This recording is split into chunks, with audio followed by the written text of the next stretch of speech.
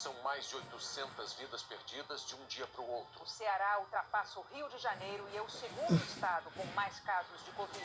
Faltam respiradores para oferecer novas vagas em São Paulo. E crianças aguardam leitos de UTI em Pernambuco. Depois de 2 semanas sem novos pagamentos, a Caixa diz que a segunda parcela do auxílio emergencial sai na semana que vem. A Polícia Federal vai ouvir mais 4 delegados no inquérito sobre a suposta tentativa de interferência política do presidente Bolsonaro na Polícia Federal. Mensagens entre a deputada Carla Zambelli e Sérgio Moro mostram que era em nome do presidente que ela tentava evitar o pedido de demissão do então ministro. Uma medida provisória de Bolsonaro provoca protestos no meio jurídico. A MP limita a punição de agentes públicos por omissões ou equívocos no combate à pandemia. Em 1 minuto no Jornal Nacional.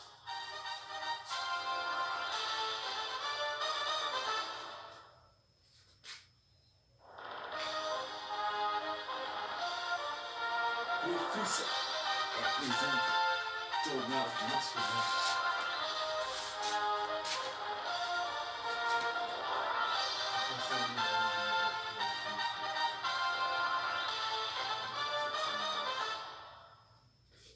Nesta quinta-feira, a pandemia do novo coronavírus registrou um novo marco trágico.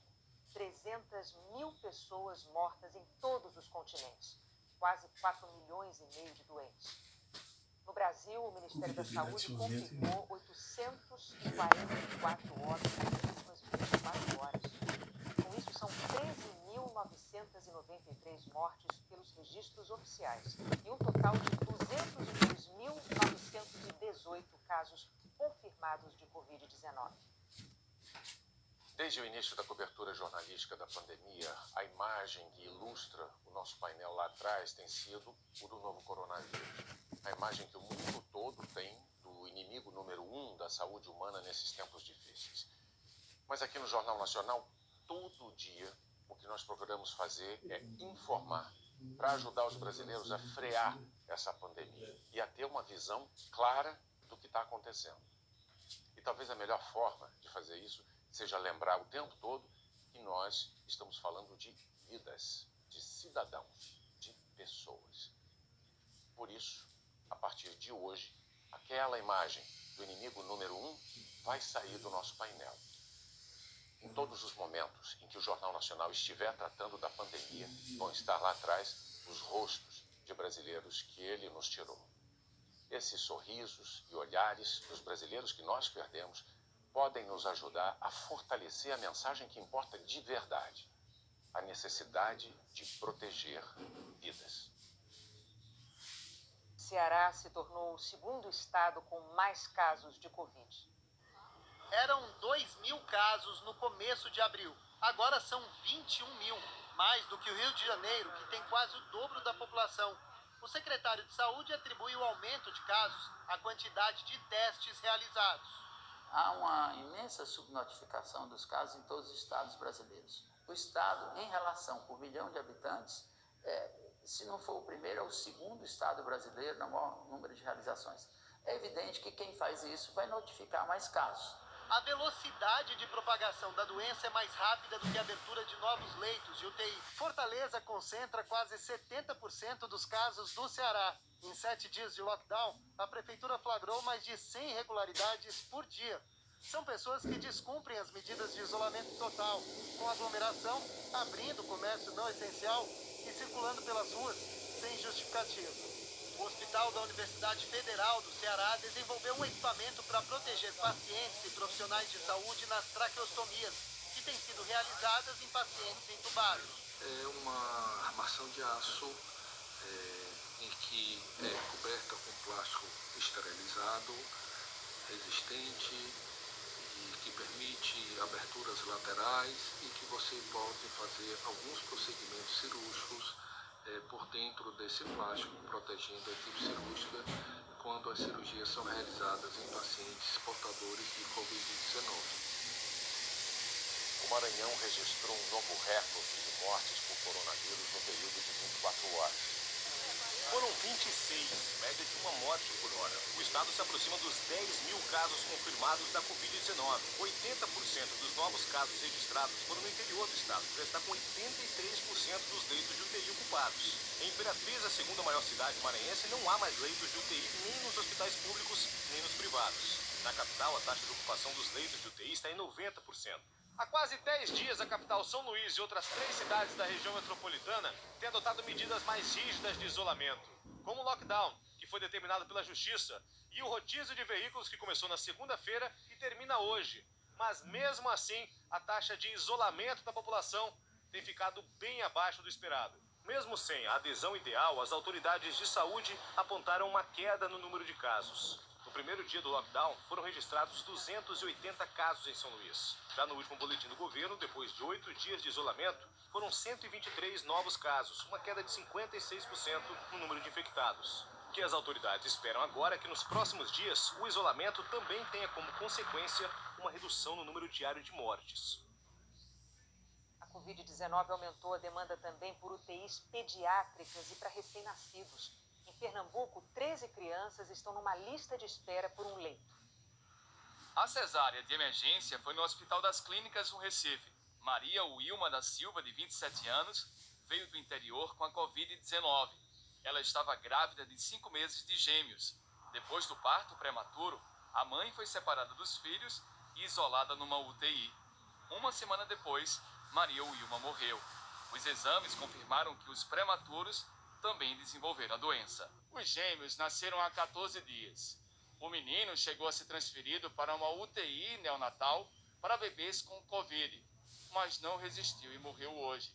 A irmã dele ainda aguarda a transferência.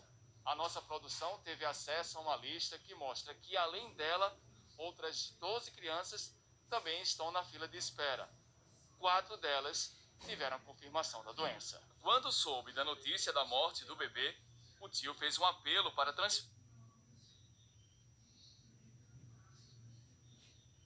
Vocês poderem ajudar a menina Agatha Sofia.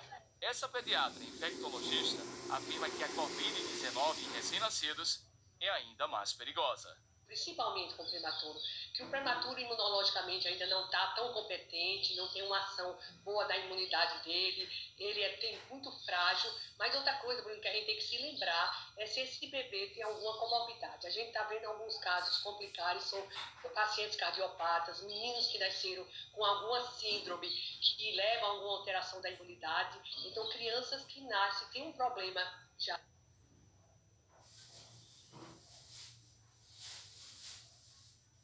De esforços para abrir novos leitos, que segue um cronograma permanente de disponibilização de vagas de UTIs neonatal e pediátrica e que espera colocar em funcionamento mais 10 leitos desses tipos em breve no Hospital do Recife.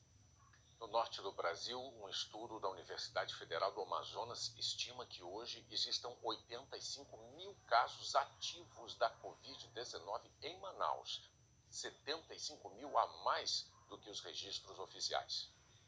Oficialmente, o estado tem 17.181 casos confirmados e 1.235 mortes. Mas o levantamento mostra que o número pode ser muito maior, com quase 70 mil casos a mais só em Manaus, e que 300 mil pessoas já podem ter contraído a doença na capital. Para chegar a esse prognóstico, foram considerados não apenas os casos confirmados do novo coronavírus, mas também as pessoas que se infectaram por doenças respiratórias graves, que estão muito acima da média mensal. As conclusões do estudo foram fundamentais para o governo do Amazonas prorrogar as medidas de isolamento até o dia 31. O uso de máscaras é obrigatório em todo o estado. Está proibido o transporte intermunicipal e interestadual. E apenas o comércio que trabalha com serviços essenciais está funcionando. Mesmo assim, a população está nas ruas da cidade. O congestionamento de carros é igual ao dos dias que antecederam a pandemia. Hoje, a taxa de isolamento social está em 40%, abaixo do ideal, que é de 70%. O estado tem hospitais lotados, com taxa de ocupação de 86% dos leitos de UTI, e nos cemitérios públicos, os enterros são coletivos em valas comuns, por causa da superlotação. É até recomendável um distanciamento social mais rígido, de 60% ou até, se possível, de 70%, para que a gente consiga ver uma verdadeira redução de infectados em Manaus. Só será de fato possível de reduzir o número de infectados de forma significativa nas próximas semanas se nós tivermos uma adesão bem maior ainda ao distanciamento social e às medidas de contenção. O lockdown em Belém e mais 9 cidades do Pará completou uma semana. A média de isolamento social na capital nesses 7 dias ficou em 54,7%, bem abaixo dos 70% recomendado pela OMS. A taxa ficou quase igual à da semana anterior ao lockdown, que foi de 54,2%. No Rio, são pelo menos 700 pacientes com coronavírus à espera de vaga nos hospitais públicos. Mas há mais de 200 leitos ociosos nos hospitais de campanha recém-inaugurados. O apelo de Eliana é pela mãe que tem Covid e o estado é gravíssimo. Está necessitando de diálise. Não foi entubada por falta de ventilador mecânico. Só 12 dias depois, dona Ana Rouvier conseguiu a vaga na UTI. São pelo menos 710 pacientes de Covid na fila, vivendo o mesmo drama na cidade do Rio e na Baixada Fluminense. 312 precisam de uma UTI e esses leitos existem.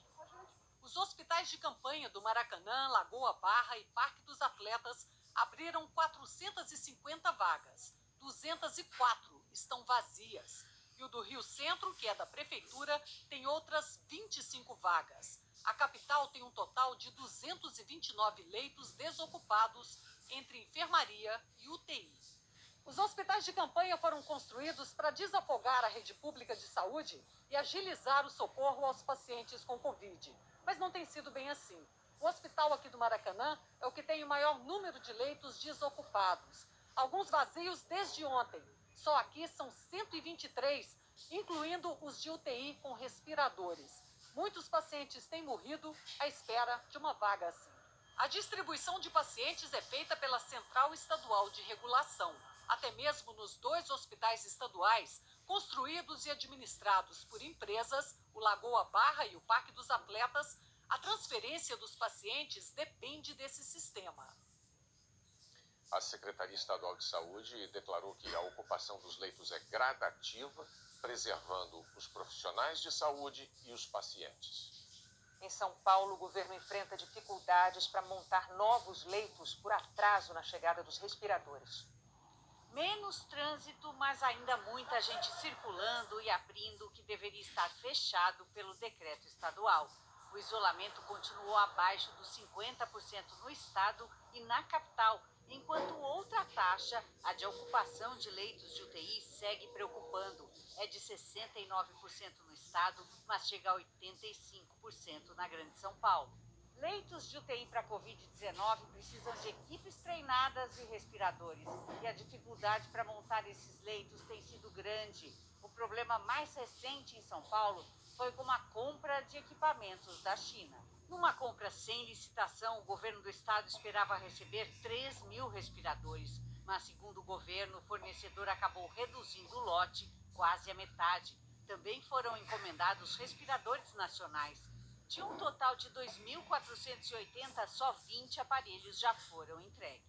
Dificuldade que pode necessitar de um isolamento ainda mais rigoroso. Se nós não tomarmos essas medidas agora, se tomarmos daqui uma semana, daqui 10 dias, será tarde. É preciso agir no sentido de implementar maior adesão a essas medidas de afastamento e ações educacionais focadas nessas áreas, que são problemas, as comunidades principalmente. Regiane é enfermeira, tem um filho estudante de medicina e perdeu o marido médico do SAMU para a Covid-19. É triste, né? Porque as pessoas que podiam estar se cuidando não estão se cuidando. E a gente que tem que estar na linha de frente acaba enfrentando situações difíceis, né? O governo de São Paulo declarou que as compras seguiram as exigências da lei e que preza a rapidez na entrega para garantir o atendimento à população. Profissionais e organizações de saúde de vários países lançaram uma campanha internacional pedindo ações para combater informações falsas divulgadas na internet sobre a pandemia do novo coronavírus. O manifesto, publicado em jornais nos Estados Unidos e no Brasil, afirma que, além da pandemia da Covid-19, enfrentamos também uma infodemia global, com desinformações viralizando nas redes sociais e ameaçando vidas ao redor do mundo. Entre as informações falsas, o texto destaca o boato de que a Covid-19 seria uma arma biológica desenvolvida pela China ou pelos Estados Unidos. O documento faz um apelo para que as gigantes de tecnologia combatam a disseminação de desinformação sobre a saúde e enviem a cada usuário que interagir com esses conteúdos falsos uma correção sobre o assunto tratado. Também pede que os mecanismos que decidem o que as pessoas vão ver sejam modificados para reduzir o acesso ao que chama de mentiras nocivas. As empresas de tecnologia que facilitaram a disseminação de ideias e que lucraram com ela têm o poder e a responsabilidade de conter a disseminação mortal de desinformação e fazer com que as redes sociais parem de adoecer as nossas comunidades. As gigantes da tecnologia se defendem dizendo que criaram ferramentas para banir conteúdos que contradizem as recomendações da ciência sobre o novo coronavírus. Ainda há muitas informações falsas na internet, mas as empresas têm tentado combater esse mal no mundo todo, removendo conteúdo com desinformação que possa causar danos reais às pessoas. No Brasil, postagens do próprio presidente Jair Bolsonaro foram retiradas de 3 redes sociais. A denúncia desse problema não é exclusiva dos profissionais e organizações internacionais de saúde. Também o secretário-geral das Nações Unidas, Antônio Guterres, e o diretor da Organização Mundial da Saúde, Tedros Adhanom, já expressaram preocupação com o impacto da infodemia no combate à Covid-19. Desde o início da pandemia, quase 200 mil profissionais de saúde brasileiros precisaram ser afastados do trabalho por suspeita de terem contraído a Covid-19. 31.790 confirmaram a suspeita, segundo dados preliminares do Ministério da Saúde. Médicos, enfermeiros, técnicos e auxiliares de enfermagem têm um espaço reservado aqui no Jornal Nacional para falar exatamente das aflições e dos riscos enfrentados nesse momento. Hoje, o cardiologista Jorge Ferreira conta o que tem sido os dias de trabalho dele na região da Baixada Fluminense. Aquilo que ele tem visto e sentido, longe dos olhos de quem não entra no Hospital da Posse, em Nova Iguaçu.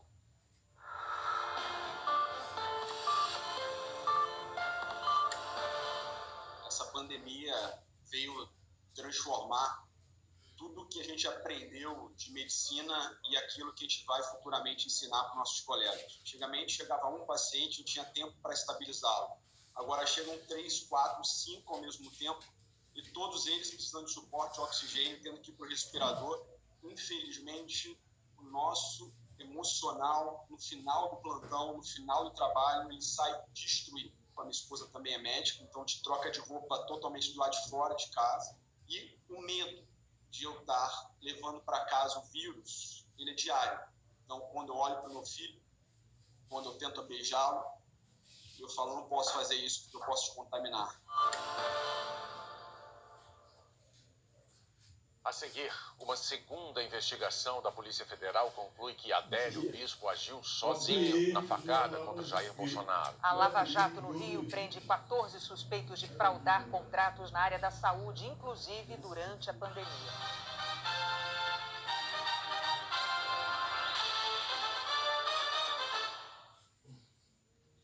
A Câmara dos Deputados decidiu tratar a questão da regularização fundiária num projeto preparado pelos parlamentares e não mais na medida provisória do governo. A medida provisória perde a validade na próxima quarta-feira. Sem acordo para votar, o presidente da Câmara, Rodrigo Maia, decidiu deixar a MP caducar e discutir o tema num projeto de lei apresentado hoje pelo deputado Zé Silva, do Solidariedade.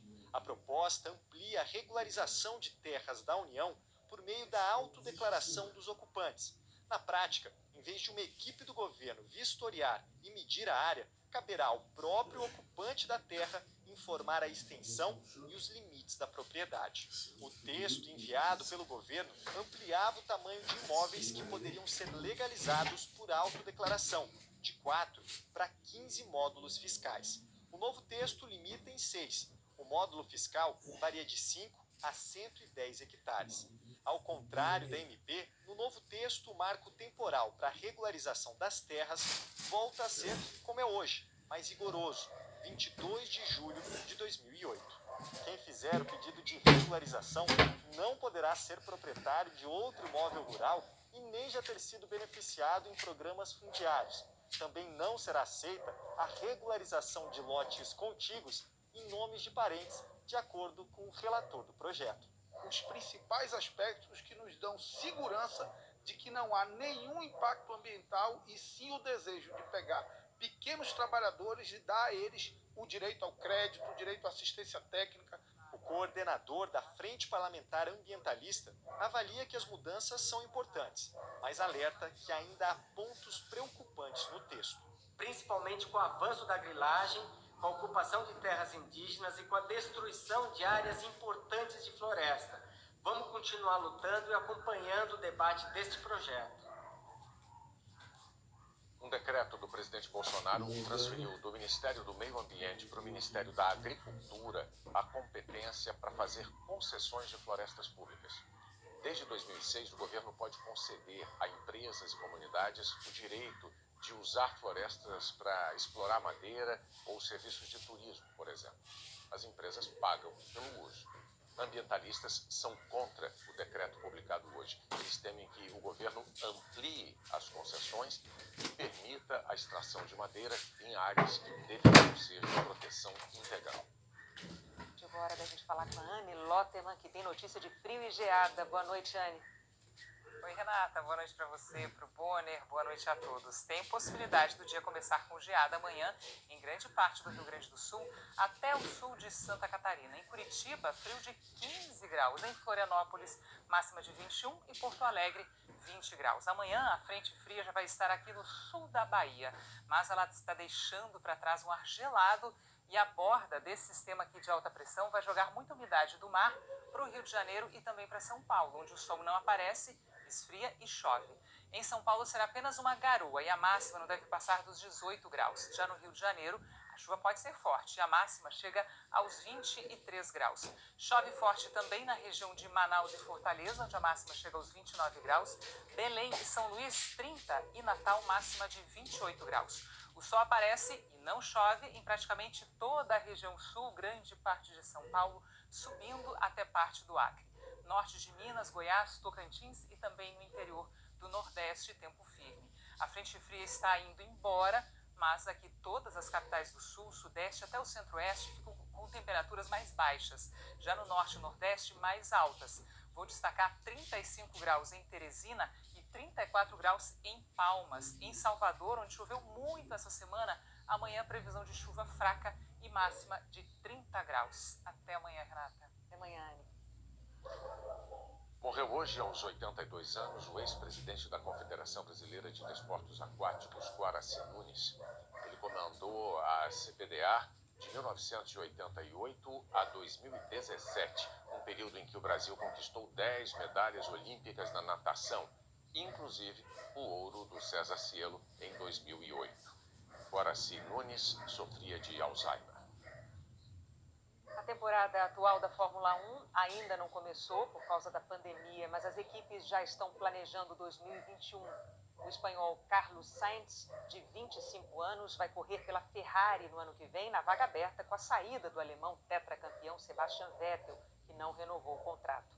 Para o lugar de Sainz, a McLaren anunciou a contratação de Daniel Ricciardo. Na Renault, desde o ano passado, o australiano não conseguiu bons resultados.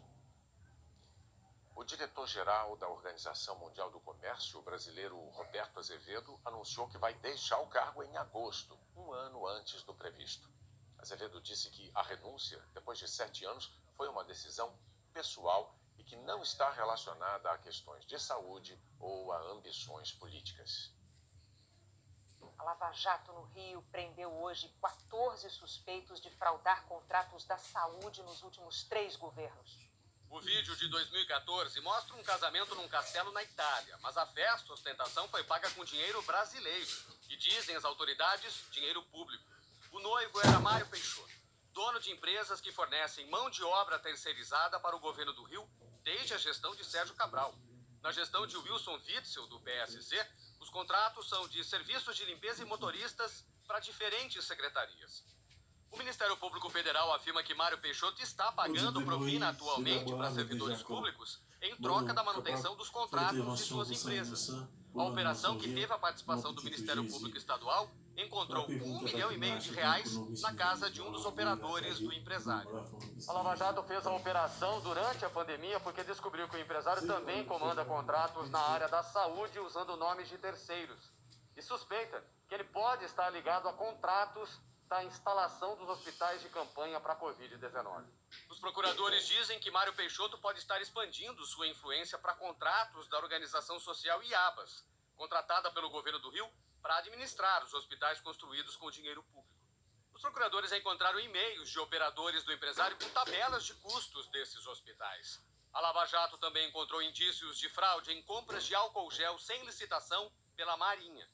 Mário Peixoto teve como padrinho naquele casamento o então presidente da Assembleia Legislativa do Rio, Paulo Melo, que também foi preso hoje, suspeito de lavar dinheiro com um empresário e amigo. Acostumado com castelos, Mário Peixoto foi levado para a prisão por tempo indeterminado. A defesa de Paulo Melo disse que a prisão é descabida. A Marinha afirmou que está investigando. Concluiu que o autor da facada no então candidato Jair Bolsonaro em 2018 agiu sozinho.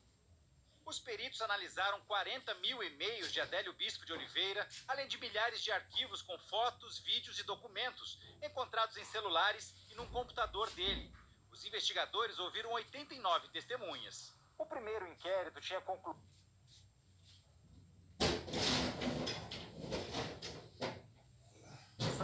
mais ampla foi aberta por iniciativa da própria PF, que concluiu que ele também não agiu a mando de ninguém. O relatório aponta que não ficou comprovada a participação de partidos políticos, facções criminosas, grupos terroristas ou paramilitares em qualquer fase do ato criminoso, cogitação, preparação e execução. A PF aguarda o Supremo Tribunal Federal decidir sobre a quebra dos sigilos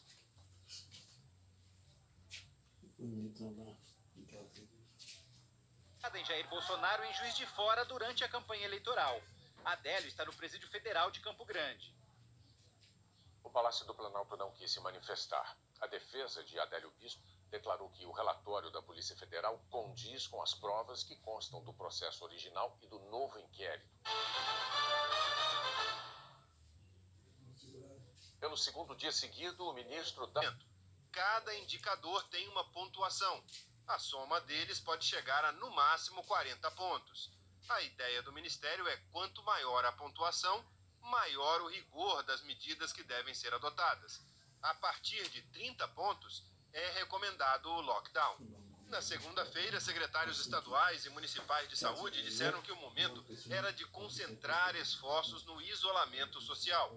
Hoje eles reforçaram. Só será possível falar em relaxamento de medidas quando o número de casos e de mortes estiver em queda, não agora. E disseram que o ministro se comprometeu a só divulgar o documento quando houver consenso entre eles. Entendemos que é um documento tecnicamente importante que irá subsidiar na tomada de decisão, mas compreendemos que a publicação desse documento agora, em fase de construção, poderá criar uma turbidade de informação e, com isso, estragar alguns trabalhos que nós temos, principalmente no fortalecimento daqueles municípios que estão em lockdown nesse momento. Depois dessa reunião, o ministro Taixe foi chamado ao Palácio do Planalto, assim como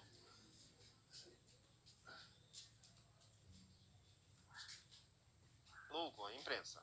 A entrevista sobre a situação do coronavírus contou apenas com a presença do secretário substituto de Vigilância em Saúde. Ele disse que o Ministério está preocupado com a situação dos profissionais de saúde. Um levantamento mostra que em todo o Brasil, quase 200 mil profissionais de saúde já apresentaram sintomas da Covid-19 e precisaram ser afastados do trabalho. 31.790 são casos confirmados da doença. A maior parte é formada por técnicos e auxiliares de enfermagem e enfermeiros, mas há muitos médicos doentes também.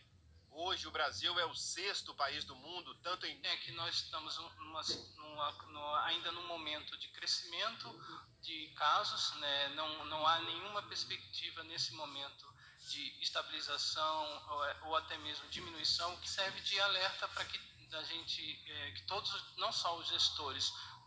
de isolamento social e defender a retomada das atividades econômicas. Numa reunião virtual, o secretário de Comunicação, Fábio Weingarten, também participou da reunião com empresários paulistas. 29 mortes por Covid-19, ou 349 por milhão de habitantes. Bem mais que os vizinhos nórdicos, que fizeram isolamento social. E proporcionalmente mais que o Brasil também, que até agora tem 66 mortos por 1 milhão. E nem por isso a Suécia escapou da recessão. Segundo a agência Bloomberg,